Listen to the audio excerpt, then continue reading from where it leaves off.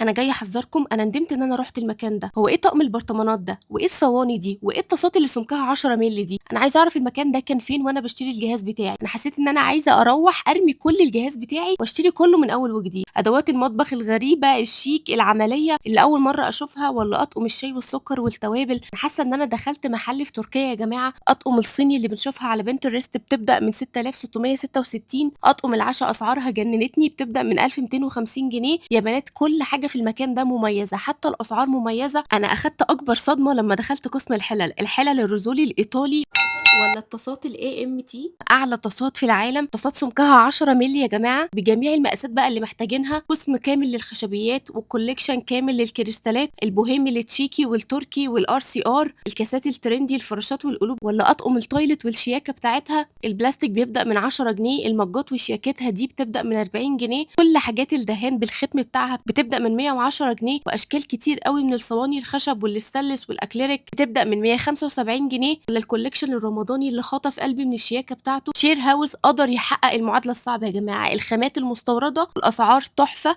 الفوط بجميع الالوان بتاعتها وبتبدا من 190 جنيه. اطقم السرير بتبدا من 350 جنيه. اللحافه بقى بكل الاشكال بتاعتها والالوان. وقسم خاص للملابس البيتي، لو انت عروسه وبتجهزي او ست بيت وبتجددي وعايزه تبقي مميزه في كل قطعه في بيتك، هتلاقي كل حاجه بتحلمي بيها في شير هاوس.